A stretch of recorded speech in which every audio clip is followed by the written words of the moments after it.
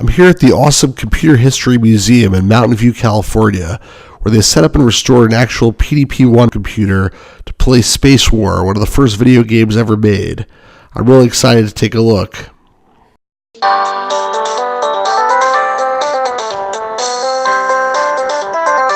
News review. Spaceships were very much in the news. It was abundantly clear that people didn't know how to fly spaceships very well. And eventually, the critical chorus at the Model Railroad Club and elsewhere said, "That's a great idea. Why don't you do it?" After talking it up for 8 weeks or so, I finally got shamed into writing code.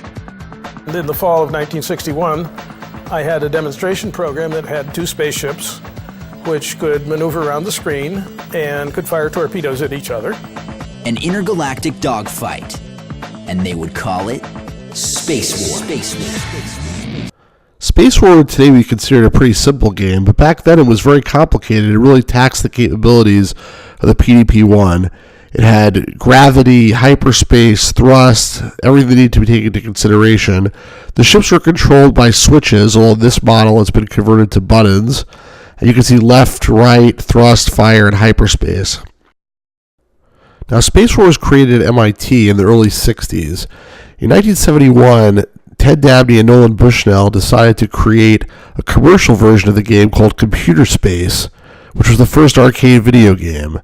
Now, the Computer History Museum is a copy of Computer Space, but unfortunately it's behind glass and you can't actually play it. But take a look at this cabinet over here, this green cabinet with the buttons on it for different controls. It's pretty sleek, pretty cool, pretty sexy, but unfortunately not playable at the museum. Now this is the copy of Computer Space that's in the Strong Museum in Rochester, New York. Notice this one's red, and the control scheme is also completely different. Apparently these things were not very standardized. I mean, I guess it was the first arcade machine ever made, so they were probably built fairly, custom fashion and revised pretty frequently. But you can see out here it's pretty cool. 25 cents to put a quarter. It says there Syzygy, which is the company that Nolan Bushnell and Ted Nabney founded, and also Nutting Associates, which is the company they got to actually produce these things. So a very cool piece, but again, unfortunately, it cannot be played at the Strong either. It's behind a piece of glass. So I had to find somewhere else where I could go and actually play this game. Now here I am at the Museum of the Moving Image in New York City. And here we see another one of these green Computer Space cabinets. Isn't it beautiful? The way the light causes the coating on the cabinet to sparkle. It's really very attractive, and I can imagine somebody who saw this back in the 70s would be pretty impressed, so they might not know what it is. You can see the control panel. This one looks completely different than the other ones we looked at as well. It's a third type. There's basically 2 joysticks with buttons on top, and the controls are rotate left, rotate right, or thrust. One interesting thing I noticed here is a button says press for 2-player operation, but it's basically 1 quarter for both players, which is pretty cool. One interesting thing is that there's no Syzygy logo on this one. There's a Nutting Associates logo, but no Syzygy logo. And here's some instructions on how to play, in case you have no idea how to play an arcade game. So let's see how the game actually plays, and whether it holds up after all these years. I'm going to play around here with my daughter.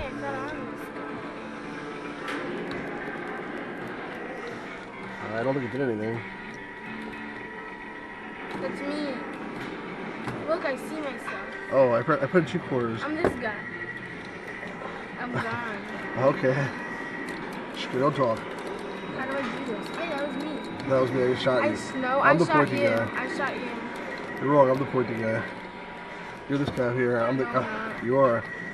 Trust me. You're wrong. I'm not.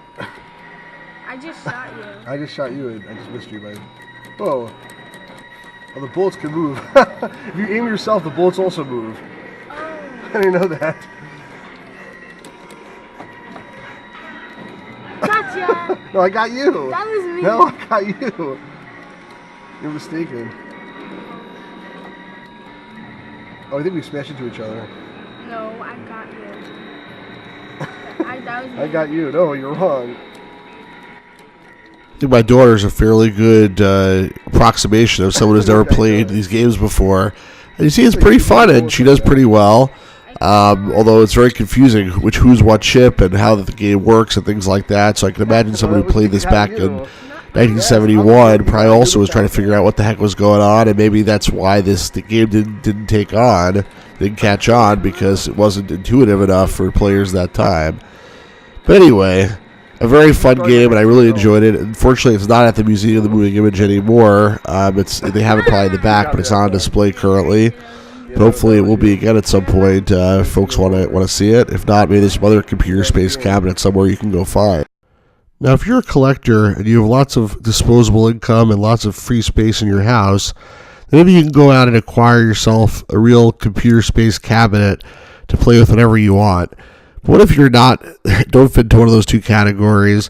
Or what if you just don't like actually collecting dedicated machines and you prefer to collect software or replaceable cartridges that go into an actual console? Or what about if you lived back in the 70s and wanted to have a home version of computer space? Luckily, Atari did eventually put out a home version. So here I have a copy of SpaceWar for the Atari 2600. Actually, back then it was just called the Atari VCS, Video Computer System. It says here on the top, there's no mention anywhere of 2600 anywhere on this box. And one thing I wanted to point out, first of all, is that this copy has a really nice video game protector on it, which is it's clear plastic. It's not hard, but it's sort of rigid, and it really protects the shape of the games. You can't really do this for PC games so easily because they all came in very different sizes and even shapes sometimes. But for console games where they were pretty much uniform, people have developed these game protectors. And this one comes from a place called Retro Protection, which I've ordered from a bunch of times, and they seem to be very good, reliable, and the quality of what they produce is very good. So you can keep them in these protectors, and it'll protect them going forward. The other thing I wanted to point out here is, first of all, the Atari games, there's so many different versions of them. Atari 2600 was popular, well out into the late 80s even. And at some point, the market was flooded with cartridges because of the crash of 1983. So you can actually still get vintage Atari games in box and often sealed today for pretty cheap prices. If you care about original release versus not original release, it's sometimes very hard to tell which is an original release, which isn't, because there's so many different variations. It's hard to tell what came first, and I've been struggling with that myself. I hope this is the first release, so I'm not really sure, maybe an early release. But you can tell, the fact that the back is so plain, that it's an early release for sure. The later versions of this I've seen with big warranty and disclaimers on the back saying, there's only a 90-day warranty, and if it fails after that, you're out of luck, essentially. This game came out, as you can see here, in 1978. So it wasn't a launch title for the Atari 2600, which is interesting because, SpaceWar has been around for such a long time. But then again, SpaceWar was not a commercial success, and I guess they decided to launch with titles that they thought would make them more money. But a year later, they came back and said, okay, well, it's time now to publish this game, and hopefully it'll be a big seller. Another thing I want to point out here is the artwork. So Atari games were notorious for, they had artwork which had nothing to do with the actual game, in the sense that it didn't look like the game. The game itself, you saw it before, pretty much what it looks like. It's little ships shooting each other in space, not a lot of detail. And here they show, a guy and another guy and people running and spaceships and blasting, and I don't know what that guy on the left is wearing or doing or what, but they tried to make it a little more interesting, I guess, and to sell the games in that way, and apparently it did help. The other thing they always try to do is to emphasize the number of games that are in here. So it says 17 video games. Now, is it really 17 video games? Not really, it's just SpaceWar, but they have 17 different variations of SpaceWar, and I'll go into that in a second. But you see on the back, it'll even give you a little bit of a hint. It says 1 to 7 is SpaceWar, and 8 to 17 is Space Shuttle. And I'll talk more about that in a second. Another interesting thing is it has to tell you, use your joystick controllers with this game program and hold your controller with the red button to the upper left towards your television screen. So it had to even tell you how to hold the controller, because back then I guess people weren't so experienced with Ataris and weren't experienced with game consoles at all in general, and they actually had to be told, how do you hold the controller to make this thing work? So let me go ahead and open it up and see what's in here. Somebody, nice guy, put a sticker at the top, like a label, some kind of label, which I don't particularly like, but it's easier to leave it there than just to take it off, so I've just been leaving it there. I can take the box out of the protector if I want to, or just slide down a little bit and open it up. And you see it has a little cartridge inside,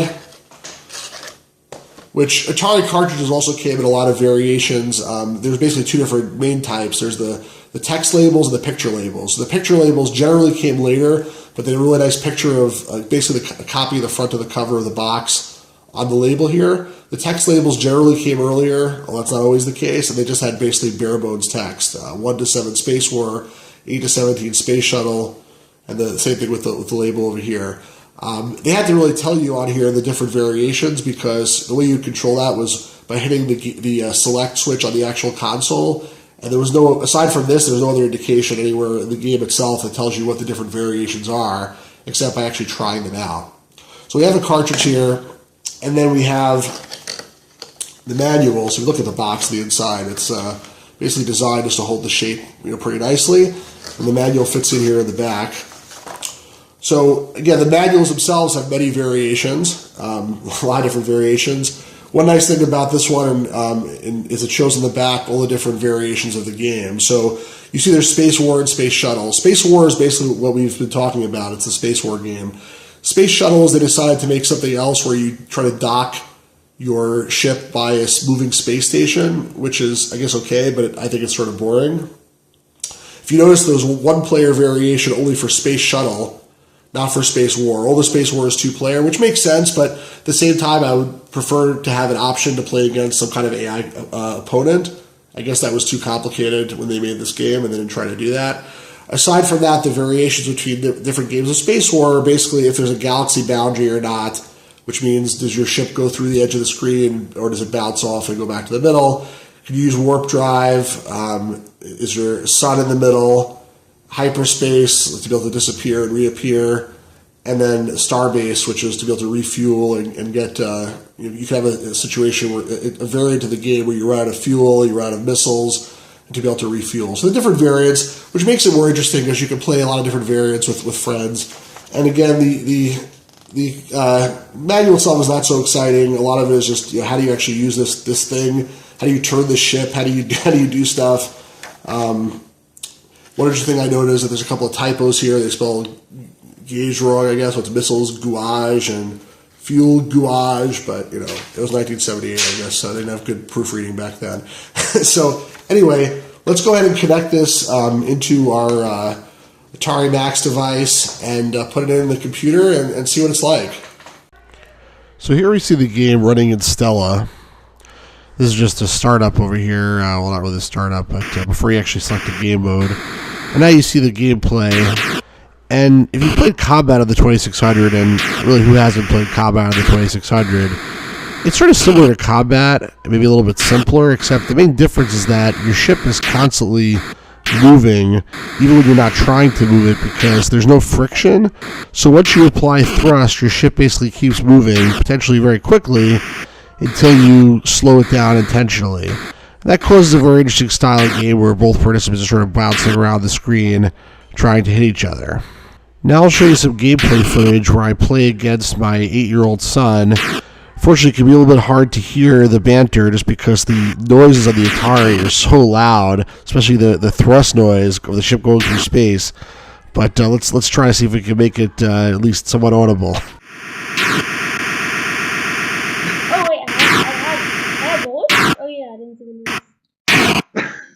What is shot you? I shot you first. What do you do? Ah! Ah!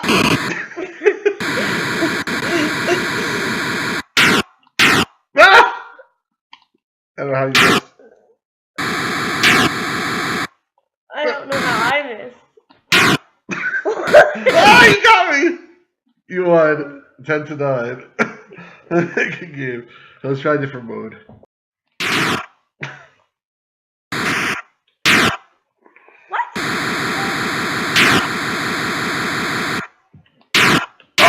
How'd that not hit you? How did I not hit you? Where were you? What? How did I not hit you? Ah! Ah, you didn't get me. 2-2. The bottom line is that this is a really excellent game that still holds up today. Me and my son and daughter had a really good time playing it in the different platforms. Even though it's a very basic game that maybe some people wouldn't bother to look at right today with all the other great games out there, it's just so much fun, and I highly recommend you taking a look, checking it out, and playing it once in a while. Hope you enjoyed this video. If you did, please like, subscribe, share, tell your friends. Give me some comments. Let me know how it is. And have a really great day, everybody. Oh, I got a bullet. Oh my god, dude. They both got bullets back.